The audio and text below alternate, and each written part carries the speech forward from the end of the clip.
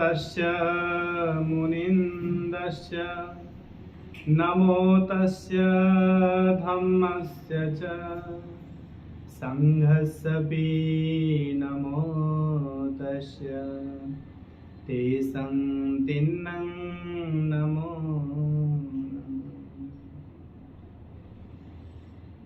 मैं नमन करता हूँ भगवान बुद्ध सम्यक संबुद्ध को, जिन्होंने लोकहित कार्य किया, लोगों पर करुणा दर्शाया। मैं नमन करता हूँ महान राजा चक्रवर्ती सम्राट अशोक को, कि लोगों को धम्म दे करके उनको सुगति का मार्ग दिखाया। मैं नमन करता हूँ उन भिक्षु संघ को, जिन्होंने बुद्ध का धम्म गुरु शिष्य परंपरा के अनुसार यहाँ तक लेके आए। मैं नमन करता हूँ पूज्य अपने गुरु जी को, जिन्होंने मुझे धम्म में दीक्षा दिया। मैं नमन करता हूँ नंदतन भंते जी को, जिन्होंने मुझे बौद्ध धर्म में दीक्षित दे करके मुझे धम्म का मार्ग दिया। आज हम चर्चा करेंगे माता विशाखा जी के उस विशाल हृदय का और उनके धम्म के प्रति श्रद्धा का, उनके धम्म के प्रति दान का, उनके धम्म के प्रति मैत्री का, जिन्होंने बुद्ध धम्म संघ के लिए एक ऐसा विशाल गौरव का कार्य किया, जो आज भी लोग बड़े आदर के साथ उनका नाम लेते हैं। विशाखा माता का नाम सबसे अग्र शिष्य के रूप में लिया जाता है और भगवान बुद्ध के शिष्य मंडल में सबसे अग्र उपासिका के रूप में इनका नाम आता है। उन्होंने क्या किया था, किस वजह से आज बुद्ध धम्म संघ में उनका नाम बड़े आदर से लिया जाता है, तो उनके जीवन के बारे में हम चर्चा करेंगे।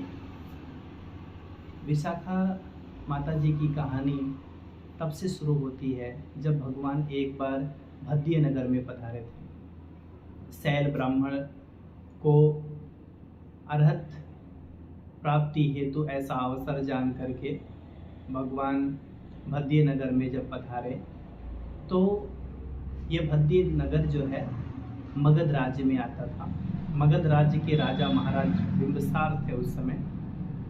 जब भगवान भद्य नगर में आए तो उस नगर के जो सबसे धनाढ्य श्रेष्ठी थे, जिसे हम धनपति कहते हैं, उनका नाम मेंढक था और वह भगवान के अगुवानी के लिए अपने पुत्र धनंजय और उनकी पुत्रवधू सुमना को आदेश दिया कि आप विशाखा को लेकर के भगवान के आदर सत्कार के लिए आगे जाएं। मैं आपको जानकारी के लिए एक बात बता दूं कि महाराज बिंबिसार के राज्य में 5 बड़े धनपति थे। पहला 5 जो धनपति हैं उनके नाम क्रमशः ऐसे हैं: ज्योति, जटिल, मेंढक, पुण्यक और काकवलीय। ये पांचों इतने धनाढ्य थे कि महाराज बिंबिसार भी इनको आदेश नहीं दे सकते थे। महाराज के द्वारा वो संचालित नहीं थे।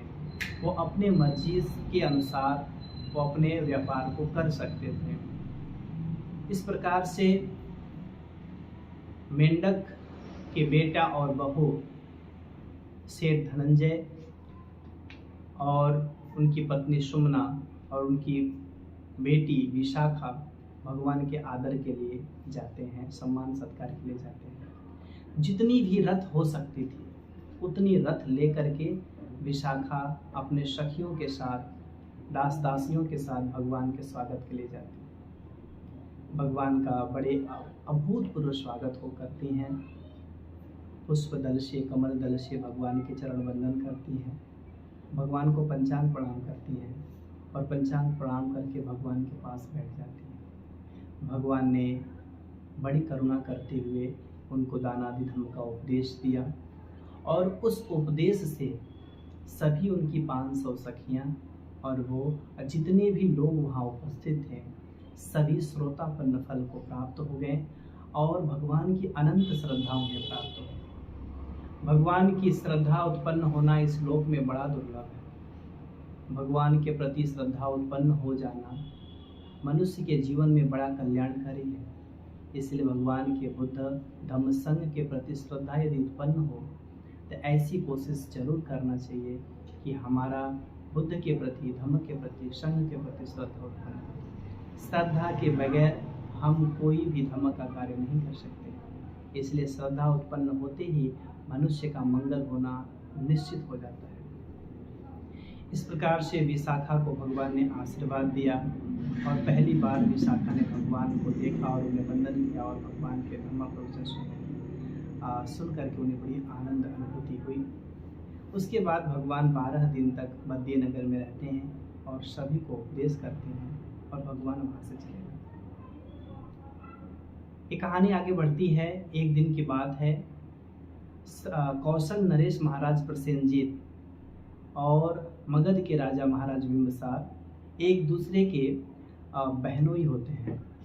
मतलब उन्होंने उनकी बहन से शादी किया था, महाराज कौशल नरेश प्रसेनजीत ने, और महाराज बिंबिसार ने कौशल नरेश के बहन से शादी किया था। इसलिए एक दूसरे के साथ और बहनोई हुए। और एक दिन महाराज कौशल नरेश महाराज प्रसेनजीत अपने बहनोई के राज्य में आते हैं, अर्थात मगध में आते हैं। आने के बाद महाराज बिंबिसार बड़े आनंद के साथ उनका स्वागत करते हैं और अपने राजमहल के अंतःपुर में बिठाते हैं और बड़े आदर से पूछते हैं कि आप किस कार्य के लिए आप यहाँ हैं। उन्होंने कहा, मुझे एक छोटी सी इच्छा है, यदि आप ना करें तो मैं अपनी इच्छा को व्यक्त करूं। तो महाराज बिंबिसार ने कहा, निश्चित रूप से आप पूछिए, आप क्या चाहते हैं। उन्होंने कहा कि आपके राज्य में 5-5 धनाढ्य धनपति हैं और मेरे राज्य में एक भी नहीं है। तो मैं चाहता हूँ कि आप किसी एक धनपति को हमारे राज्य में भेज दें ताकि हमारे राज्य का भी आर्थिक व्यवस्था बहुत सुंदर ढंग से चलता रहे। तो महाराज बिंबिसार ने महाराज प्रसेनजीत से कहा, ये संभव नहीं है क्योंकि 5 धनपति हमारे द्वारा संचालित नहीं है, इसलिए मैं ऐसा नहीं कर सकता। लेकिन महाराज बिंबिसार ने सोचा कि ये मेरे बहन के पति हैं तो सीधा मुझे मना करना अच्छा नहीं है। उन्होंने कहा कि मैं इस पर विचार करके आपको बात बताऊंगा। तो उन्होंने महाराज बिंबिसार ने अपने अमात्यों को बुलाए और चर्चा रखी कि किसे भेजा जाए। सभी अमात्य ने कहा कि ये तो संभव नहीं है, ऐसा कैसे कर सकते हैं। किसी भी धनपति को देना अर्थात अपनी भूमि देने के बराबर हुआ और ऐसा संभव नहीं है। हाँ, एक काम हो सकता है, मेंढक का एक लड़का है जिसका नाम धनंजय है, यदि उन्हें भेजा जाए तो वो जा सकते हैं। तो महाराज बिंबिसार ने मेंढक को बुलाया और कहा, मेंढक ऐसी बात है कि तुम अपने पुत्र को महाराज प्रसेनजीत के राज्य में भेज दो, वहाँ पर वो स्वतंत्र रूप से व्यापार कर सकते हैं क्योंकि वो चाहते हैं कि हमारे राज्य में एक धनपति हो। मेंढक बड़ी खुशी से इस बात को स्वीकार कर लेते हैं और अपने पुत्र को कहते हैं कि आप महाराज प्रसेनजीत के साथ उनके राज्य कौशल नरेश में जाएं, कौशल राज्य में जाएं और जो धनंजय सेठ रहते हैं वो महाराज प्रसेनजीत के साथ अपना परिवार लेकर के उनके राज्य में चले गए थे। उनके राज्य में जब जाते हैं तो जाते जाते एक बहुत ही सुंदर जगह मिलता है। सेठ धनंजय को वो जगह बहुत ही प्रिय लगता है और उन्होंने कहा कि ये जगह मुझे बहुत ही सुंदर है और महाराज यदि आपकी आज्ञा हो तो मैं यहीं पर अपना वासस्थान बनाना चाहता हूँ और यदि आप आज्ञा दें तो मैं यहीं रहूँगा। महाराज प्रसेनजीत ने कहा, जैसी आपकी इच्छा है, ये भी मेरे राज्य में है, आप यहाँ रह सकते हैं। स्वतः उन्होंने एक सुंदर नगरी बसाई जिस नगरी का नाम साकेत पड़ा। मैं आपको बताना चाहूँ, यह नगरी वही नगरी थी जो धनंजय सेठ ने अपने हाथों से इस नगर को बसाया था और आज वह नगरी अयोध्या के नाम से प्रसिद्ध है। अयोध्या में आज जो भी है वो बुद्धिज्म का ही अस्तित्व था और वहाँ पर एक सुंदर बौद्ध विहार भी निर्माण किया गया था और धनंजय सेठ ने उस नगरी को बहुत सुंदर तरीके से बसाया था। उसके बाद विशाखा भी वहाँ खेलते खेलते बड़ी हुई, क्योंकि विशाखा की कर्मभूमि, विशाखा की खेलने की भूमि होती है। आज भी विशाखा की भूमि के नाम से उस जगह को याद किया जाता है। धीरे धीरे विशाखा 16 साल की हो गई और प्रसेनजीत के राज्य में एक और सेठ रहते थे जिनका नाम मिगार था। मिगार का एक लड़का था जिसका नाम पुण्यवर्धन था और पुण्यवर्धन भी विवाह के योग्य हो गया था। तो एक दिन मिगार ने अपने पुत्र से कहा कि बेटा आप विवाह कर लो, लेकिन पुण्यवर्धन विवाह नहीं करना चाहता था। और जब पिता ने ऐसा कहा तो पुत्र ने कहा मैं विवाह कर लूँगा, लेकिन एक मेरी शर्त है, 5 लक्षणों से युक्त यदि कन्या हो तो मैं उससे विवाह जरूर करूँगा। तब जाकर के मिगार ने सोचा वो 5 लक्षण क्या हैं, आप हमें बताएंगे। तब पुण्यवर्धन ने अपने पिता से कहा कि 5 लक्षण में सबसे पहला लक्षण है केश कल्याण।